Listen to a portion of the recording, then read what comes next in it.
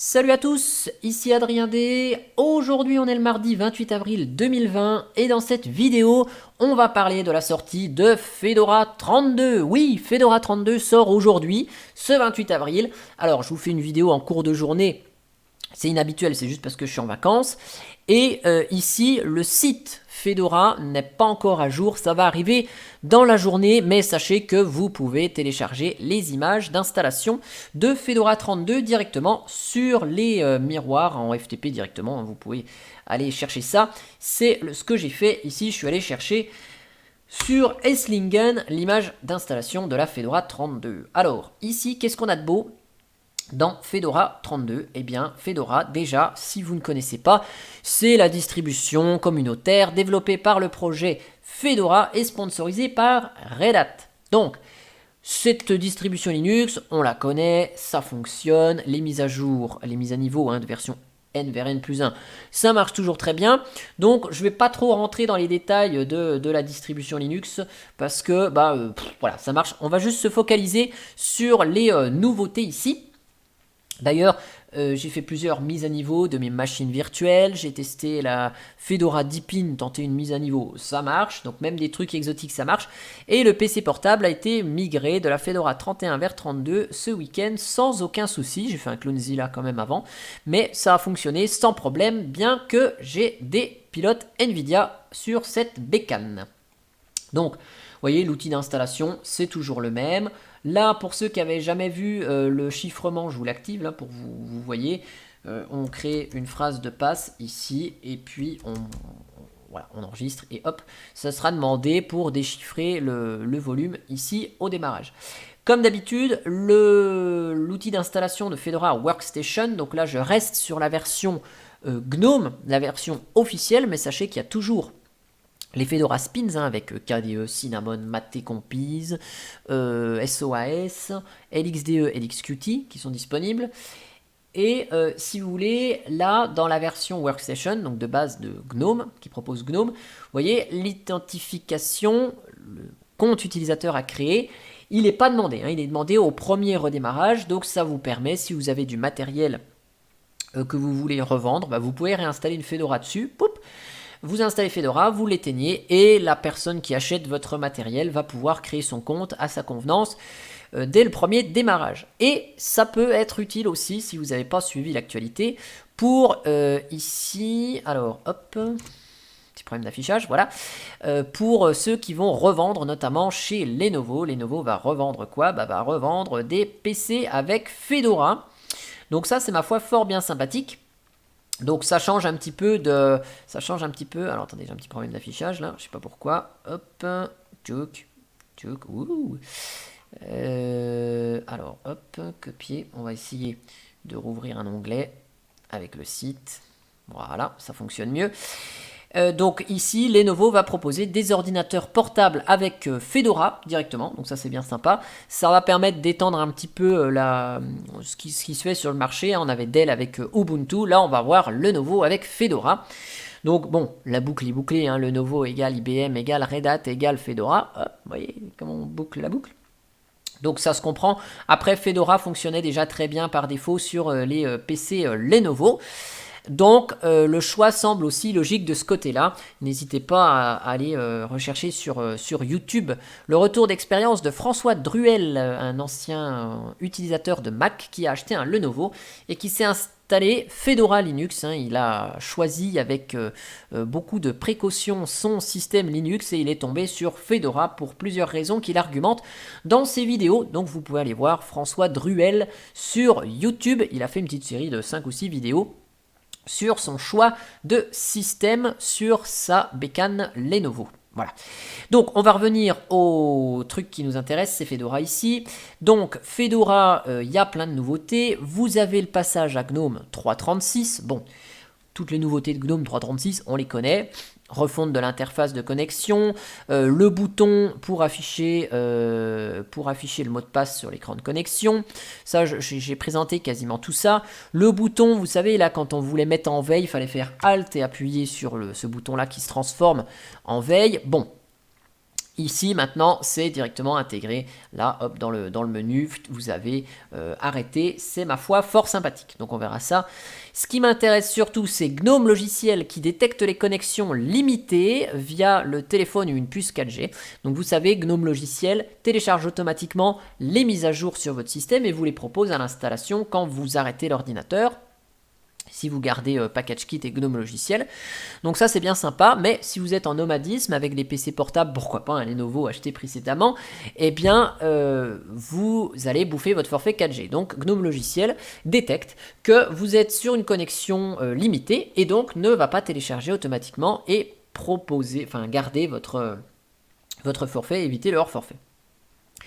Ce qui est intéressant aussi, c'est pour les utilisateurs de pilote Nvidia. On peut lancer des applications en utilisant la carte graphique dédiée depuis GNOME Shell avec le menu consacré. Donc ça se fait de manière graphique. C'est beaucoup plus ergonomique qu'un OptiRun ou un Primus Run quand on est avec une carte Nvidia Optimus. Et par rapport à Prime qui est activé sur certaines distributions Linux comme Linux Mint, je crois, vous pouvez installer ça. Vous pouvez, modulo un redémarrage de l'interface graphique, eh bien passer avec le pilote Intel ou Nvidia. Là, vous pouvez rester sur le pilote qui consomme peu de ressources et garder votre batterie et lancer l'application consommatrice de ressources avec un simple clic droit depuis le menu d'application de GNOME. Donc ça, c'est vachement sympa. Après, pour ceux qui utilisent du SSD, vous avez FStream qui est activé par défaut, donc une unité, un timer systemd qui va se lancer une fois par semaine pour effectuer un FStream-A, en gros, cette commande qui permet de réorganiser les cellules qui sont les plus sollicitées par des écritures sur votre SSD et donc prolonger la durée de vie de celui-ci. Voilà, donc ça c'est le menu, le nouveau menu GNOME. Vous voyez, avant il fallait ici faire Alt, là vous avez mettre en veille ou éteindre directement. Enfin, bien sûr, c'est en français quand on a le système installé. Donc ça, voilà, c'est le FStream. Il y a encore deux petits trucs qui m'intéressent sur Fedora. Alors, ça va être le paquet Early Home, je vais en parler juste après. Donc là, pour ceux qui n'avaient pas vu, quand vous avez un disque chiffré, vous pouvez mettre votre phrase de passe. Et si vous êtes en majuscule, vous voyez, hop, il y a le petit logo là. Attendez, hop, je vais mettre les majuscules, voilà. Attendez, comment on met les majuscules? Là, voilà, vous avez le petit logo qui vous signifie que vous êtes en majuscule et que votre disposition de clavier est en français. Donc comme ça, vous savez si vous êtes en majuscule ou pas pour taper les informations ici dans votre système pour ouvrir le volume chiffré ici. Donc, je vais créer ma session en même temps que je parle ici pour le paquet Early Home. Donc, le paquet Early Home, c'est un service que vous pouvez installer sur d'autres distributions Linux également. Là, c'est activé par défaut avec Fedora. Et ça vous permet quoi? Eh bien, ça vous permet que si jamais vous avez utilisé presque toute la mémoire sur votre système, là 90% de RAM est swap utilisé, eh bien, vous avez ce service Early Home qui va envoyer un signal SIGTERM, donc c'est le kill gentil, le kill -15, à l'application qui consomme le plus de mémoire en lui disant hey, j'ai presque plus de mémoire sur mon système, toi tu m'en bouffes le plus, donc s'il te plaît, est-ce que tu peux te quitter parce que j'ai pas envie que mon système soit complètement frisé. Donc là, ici, vous avez la possibilité d'avoir un système qui ne frise pas et ce service va gérer le cas avant avec 90% en tuant gentiment l'application qui mange le plus de mémoire. Et quand vous êtes à 95%, c'est le SIG-kill, le fameux kill -9, qui est envoyé à l'application pour la tuer brutalement et éviter d'avoir un système instable. Voilà. Donc si vous ne voulez pas de ça, vous pouvez désactiver le service Early Home ici avec systemctl disable Early Home. Et voilà, donc ça c'est si vous êtes pas content. Sachant que sur d'autres distributions Linux, sur la mienne par exemple, si je regarde Early Home, vous l'avez ici, c'est disponible. Donc ça semble être un truc qui fonctionne très très bien avec systemd, peut-être moins avec OpenRC. Mais voilà, vous pouvez sans doute l'activer sur des Ubuntu ou d'autres distributions utilisant systemd par exemple. Voilà, donc ça c'est bon. Ici Gnome Logiciel, vous voyez, il nous propose les mises à jour, super. Donc je ne suis pas sur une connexion 4G, donc il va les télécharger automatiquement ici. Sinon, vous voyez, c'est noté, désactivé sur les mobiles ou avec quota. Pareil, vous pouvez activer facilement les dépôts additionnels ici avec le bouton activer et ça vous permettra d'activer ou non le dépôt Google Chrome pour les fans de Google Chrome, le dépôt Nvidia en provenance de RPM Fusion et le dépôt Steam pour les joueurs et qui préfèrent utiliser Steam. Voilà, donc Google Chrome, Nvidia et Steam. Sinon, vous pouvez aller installer manuellement, comme d'habitude, le dépôt RPM Fusion. En parlant de mise à jour, je vais vous signaler un petit truc qui est aussi, ma foi, fort sympathique. Alors, j'ai l'impression que, ok, c'est ceci. Alors ça va peut-être faire bondir certaines personnes. Alors, dans les nouveautés, hein, vous avez le pare-feu, hein, FirewallD, qui passe de iptables vers nftables. Donc, si vous avez des scripts aussi, vous avez du nftables par défaut. C'est le remplaçant d'iptables. Donc, si vous avez des bons vieux scripts avec iptables, vous avez iptables nft qui vous propose des commandes alternatives, mais pensez à adapter vos scripts pour nftables. Vous avez bien sûr toutes les mises à jour hein, des logiciels, MariaDB, voilà, nouvelle version Postgre, etc., etc. Nouveautés de Binutil, GCC 10, tout le bazar. Attention, si vous avez des applis en Python 2, c'est retiré, hein, puisque Python 2, il n'y a plus de support officiel depuis janvier 2020. Donc, allez hop, il n'y a plus rien là-dedans. C'est bon. Et donc là, il y a un petit truc sur les mises à jour. Voilà. Ça devait être incorporé à partir de Fedora 30 et ce n'est disponible que maintenant. C'est la possibilité de faire des statistiques sur l'utilisation de Fedora. Alors forcément, ceux qui sont soucieux de leur vie privée, eh bien, vont être peut-être inquiets. Alors rassurez-vous, c'est désactivable. C'est activé par défaut, mais c'est désactivable. Et ça n'arrive que dans Fedora 32 parce que ça a fait couler pas mal d'encre sur les mailing lists et autres canaux de discussion chez Fedora. Donc c'est pour ça que ça arrive maintenant. Aujourd'hui, pour savoir qui utilise Fedora, qu'est-ce qu'ils font ? Ils collectent les données de différents miroirs pour connaître le nombre d'installations, mais c'est pas fiable parce que vous avez déjà des adresses IP. Et donc si vous avez une société qui a une centaine de PC qui fonctionne sur Fedora, eh bien pour une IP, vous avez 100 machines. Donc c'est pas représentatif. Donc ici, il fallait qu'ils trouvent quelque chose qui garantisse le respect de la vie privée, au plus possible, hein. Forcément dès qu'on collecte des données, c'est une atteinte à la vie privée, donc ils ont essayé de faire ça au mieux, et il faut que ça fonctionne si on installe des logiciels avec DNF, Gnome Logiciel ou Cockpit. Et donc, ils ont trouvé ça, c'est que tous les 7 jours, eh bien, une requête va être envoyée par libdnf avec la chaîne suivante, donc ça va permettre de connaître la version de Fedora utilisée. Et si vous voulez, ça va permettre de faire des statistiques, non pas sur une adresse IP, mais sur une machine bien définie. Donc là, ça va envoyer des statistiques. Et ce compteur sera plus incrémenté au bout de 60 semaines, parce qu'au bout de 60 semaines, le cycle de vie de Fedora sera terminé. Voilà. Et si vous voulez à tout prix désactiver, vous pouvez ajouter l'option count.me et vous la mettez à false dans le fichier dnf.conf et ça désactive cette collecte de données qui est active par défaut, je le rappelle. Voilà. Mais bon, il n'y a pas votre nom, il n'y a pas votre adresse IP, il n'y a pas votre tout ça. Enfin, c'est juste la version de Fedora qui est utilisée, qui est envoyée de manière régulière pour savoir si une Fedora est toujours en vie. Voilà, et avoir à peu près approximativement le nombre de systèmes allumés dans une semaine donnée. Voilà, donc ça c'est pour la partie ici Fedora, bien sûr Fedora FR propulsé par l'assaut Borsa Linux, je tiens à le signaler au cas où. C'est là-dessus que vous pouvez retrouver sur Fedora FR de l'aide en français sur les forums qui vont pas tarder d'être mises à jour pour la version de 32. Voilà, je ne savais même plus le numéro de la version. Donc là, notre Fedora, elle fonctionne, super, donc on peut installer des applis, Thunderbird, vous voyez, fedoraproject.org.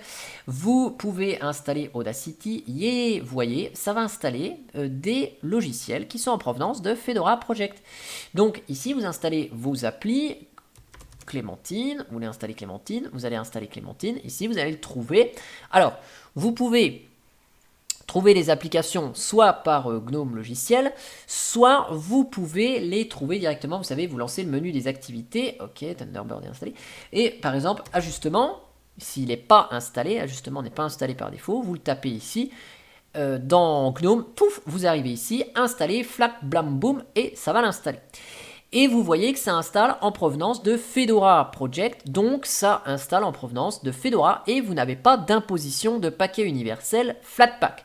Si vous les voulez, c'est à vous de les mettre en fonction. Bon, après sur Fedora, on a déjà des logiciels très récents par défaut, donc l'utilité d'un paquet Flatpak pour avoir une version un peu plus récente, c'est pas trop l'intérêt sur Fedora, mais vous voyez, on n'impose pas sur le système Fedora comment dire, ils n'imposent pas les paquets universels, ils gardent leurs paquets par défaut.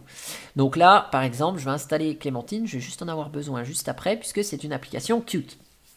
Donc si vous voulez installer des extensions aussi pour GNOME, puisque là je parle uniquement de la partie GNOME, vous pouvez installer, donc il y a plein d'extensions qui sont fournies par défaut, DNF Search GNOME Shell Extension. Ça doit être comme ça, extension. Hop, vous allez voir ici toutes les extensions qui sont dispo. Il est quand même largement préférable de les installer en provenance des dépôts de Fedora. Comme ça, quand vous montrez en version votre Fedora, pour ceux qui... Il y en a quand même sur Terre qui utilisent le même système d'exploitation plus de 9 mois d'affilée. Eh bien, si vous avez des extensions GNOME installées, elles se mettront à jour sur la nouvelle version, avec la nouvelle version de GNOME, etc. Donc vous êtes sûr de ne pas vous retrouver avec des extensions cassées en installant les extensions en provenance des dépôts officiels de la distribution. Voilà, donc vous avez tout ça comme extension. Donc si vous voulez installer ici, voilà, GNOME extension de NetSpeed pour voir la rapidité de votre connexion. Vous avez GS Connect, par exemple, pour l'implémentation de KDE Connect dans GNOME. Donc tiens, sudo dnf install. On va en installer quelques-unes pour vous montrer que ça marche bien.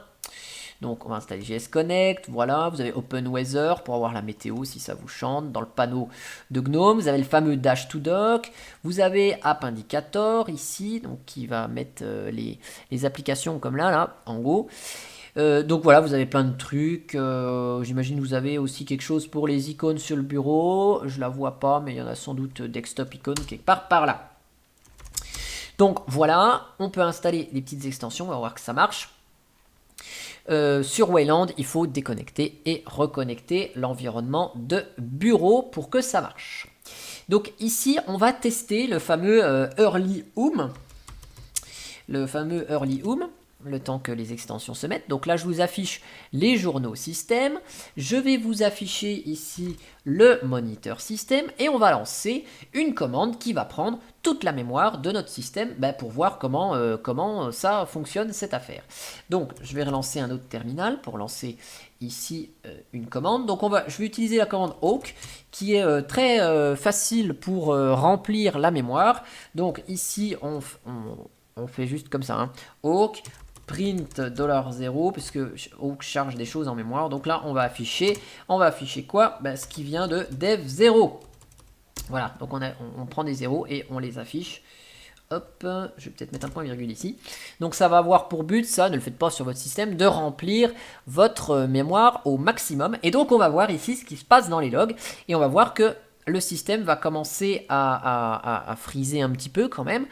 Et ici, comment va être géré le fameux service Early Home. Donc là, boum, je balance la commande, vous voyez, la mémoire, elle se remplit. Là, mon système, il commence à swapper. Donc là, vous voyez, je commence plus pouvoir à déplacer les fenêtres. On ne sait pas trop ce qui se passe. Hop, mon système commence à freezer. Alors là, bien sûr, la mémoire, elle monte d'un coup. Donc, évidemment, hop. Et donc là, vous voyez, ploup, mon système répond à nouveau. Ça a commencé à swapper. Blop, ça revient ici. Pourquoi? Parce que ici, on voit que le service Early Home s'est mis en fonction. Donc, il restait plus que 21 mégas sur les 2984. Donc ici, attention, on n'avait plus beaucoup d'espace. Donc qu'est-ce qu'il a fait? Hop, on est très peu de mémoire, low memory, donc il envoie le seek term à l'application qui prend le plus. Donc il a trouvé l'application qui consommait le plus de mémoire, c'était awk, et donc il l'a tué gentiment en lui envoyant un seek term. Et donc là, on voit que notre commande, elle est complétée, elle ne s'est pas arrêtée à l'arrache. Et notre système fonctionne toujours ici. Et donc là, on va voir tranquillement, une fois que le dépôt aura répondu, que l'installation de nos extensions de GNOME va se faire sans aucun problème. Donc là, je vous accélère juste parce qu'il n'y a pas la petite option dans DNF qui permet d'accéder aux miroirs les plus rapides. Donc là, je me chope un miroir lent. Je vous accélère l'installation des extensions et je vous reprends pour faire le test des extensions et un petit test sur le thème. Voilà, donc là c'est bon, juste à petite fin utile, hein, vous éditez le fichier etc dnf.conf ici, et puis c'est là qu'il faut mettre le fameux fastest mirror à true, et donc là DNF va choisir le miroir le plus rapide, il va tester tous les miroirs pour tester le plus rapide et que vous n'ayez pas ces lenteurs. Donc ça c'est un truc que je fais systématiquement sur DNF, et donc c'est là que vous mettez la fameuse ligne qui était mentionnée ici pour les statistiques de DNF, là, donc count me, vous mettez count me à false, et comme ça les statistiques ne seront pas faites. Donc là je vais juste redémarrer tranquillement la session GNOME pour prendre en compte les extensions, sachant que si vous êtes sur Xorg, pas sur Wayland, vous pouvez faire Alt F2, tapez juste la lettre R et vous redémarrez GNOME. Là, c'est le petit œil pour mettre le mot de passe ici, pour voir ce qu'on tape. Ça, c'est la nouveauté de GNOME 3.36. J'en profite que je la vois sous les yeux pour tester. Ok. Donc là, hop, ajustement. On va activer les extensions et vous allez voir qu'elles fonctionnent normalement toutes. Dash2Dock, schling, elle fonctionne. GS Connect, schling. On a la possibilité d'avoir les appareils mobiles. App Indicator, schling, ça fonctionne. Donc, je lance Clémentine, ici, plop, qui nous affiche un petit truc ici dans la barre. Hop, on l'a ici. Open Weather, voilà, si on veut la météo, on l'a ici. On va régler notre météo. Donc là, tchac, vous voyez, l'extension, ah ouais, c'est bon. On va supprimer ça, oui. On va mettre Dijon, parce que c'est là où on est. Hop, Côte d'Or, Bourgogne-Franche-Comté, sauvegarder. On va tirer celle-ci. Oui, hop là, voilà. Et après, vous réglez comme vous voulez vos petites options qui vont bien. Ici, nous sommes en degrés Celsius. On a l'habitude de causer en km/h et en hectopascal. HPA, voilà. Et comme ça, on sait qu'il fait un temps avec des nuages fragmentés. 15 degrés à Dijon. Mais en même temps, je tourne la tête à droite et je vois exactement la même chose que ce que j'ai sur l'écran. Donc voilà, vous pouvez installer les extensions. Là, les applications, alors pour ceux qui sont attachés à l'affichage, au thème et à la cohérence des applications, vous voyez, une application GTK et une application Qt ressemblent à la même chose. Ici, voilà, hop, on peut cocher les petites cases, vous voyez, c'est la petite case, c'est écrit en bleu, je vais dans un menu, en dessous il y a le petit liseré bleu, et bien là c'est pareil, je coche une case, la case elle est cochée, j'ai le petit liseré bleu en dessous, youpi, c'est uniforme. Et donc si bien sûr vous aimez les thèmes dark, parce qu'il y en a qui adorent le sombre, même la journée, eh bien vous pouvez mettre le thème dark ici, et si vous lancez vos applications GTK ou vos applications Qt, eh bien tout est en dark. C'est magnifique, voilà, vous pouvez cocher les petites cases, vous voyez, les petites cases sont en blanc, on a toujours le liseré bleu, et bah là, c'est exactement pareil, on a la petite case en blanc, et les menus, il y a le petit liseré bleu, wouh. Et donc, comme d'hab, chez Fedora, tout est parfaitement bien traduit, ok. Donc, LibreOffice Calc, ok. Donc là, il est en français par défaut. Si vous le lancez très très vite, LibreOffice Calc, et que vous vous attendez pas que GNOME logiciel vous stipule qu'il y ait des mises à jour, eh bien il va vous dire « Ah, attention, je détecte que LibreOffice Calc n'est pas à jour ». Et donc, vous pouvez, si vous le voulez, installer le pack de langue français. Donc là, il l'a installé en arrière-plan le temps que je le lance. Donc ça, il n'y a pas de souci, ça fonctionne et ça marche bien. Voilà, le App Indicator, il est là. Donc vous voyez, ces petites extensions fonctionnent bien. Et là, on a vraiment quelque chose de fonctionnel. Et voilà, si on lance un terminal et puis qu'on fait un petit free-m, eh bien on voit que l'ensemble mange 1 giga 2 consommé. Alors bon, là il y a encore Clémentine qui est lancée, tout ça, je l'ai utilisé, j'ai fait des petites bricoles, j'ai installé des extensions, mais si on lance ici, bon, il faut utiliser toujours le même outil pour regarder. Donc on va faire un petit coup de htop, terminal, on va installer sudo dnf install htop. Et pour comparer ce qui est comparable, on va redémarrer la machine pour partir d'un démarrage simple. Vous voyez, c'était ça, je ne sais pas si vous avez vu, détermination du miroir le plus rapide. Donc c'est ça le fameux fastest mirror à true. Donc là, hop, je vais redémarrer la machine pour vous montrer combien ça consomme au démarrage, pour comparer ce qui est comparable, parce que j'ai lancé plein d'applis, il y a eu plein de trucs qui ont été faits sur la machine. Voilà, hop. Alors là, on a un GNOME avec la pile de virtualisation, on a tout le bazar, package kit qui est fonctionnel derrière, donc on a un GNOME bien intégré. Après, si vous voulez retirer des composants pour aller à la course, j'utilise le moins de mémoire, vous pouvez. C'est tout à fait gratuit.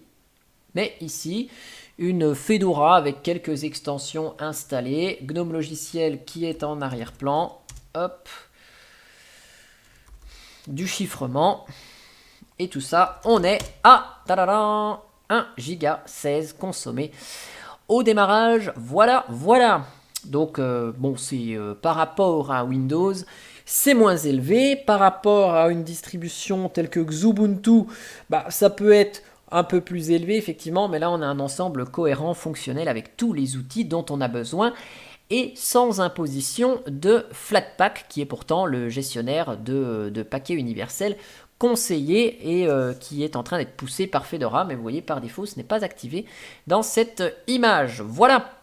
En tout cas, j'espère que cette petite présentation de Fedora des nouveautés vous aura plu. C'est quand même important de parler d'autres distributions que Ubuntu. Il n'y a pas que Ubuntu dans la vie, alors j'imagine qu'évidemment cette vidéo aura moins de vues qu'une Linux Mint ou une Ubuntu, car Fedora intéresse moins la population. On se demande bien pourquoi, parce qu'elle est relativement fonctionnelle, avec des composants récents, solides. Enfin bon, pour moi c'est la distribution coup de cœur des distributions Linux à titre personnel, en dehors de la distribution que j'utilise. Vous le savez, j'adore et j'affectionne Fedora. En tout cas, j'espère que ça vous a plu et je vous dis à bientôt pour une prochaine vidéo. Allez, ciao ciao!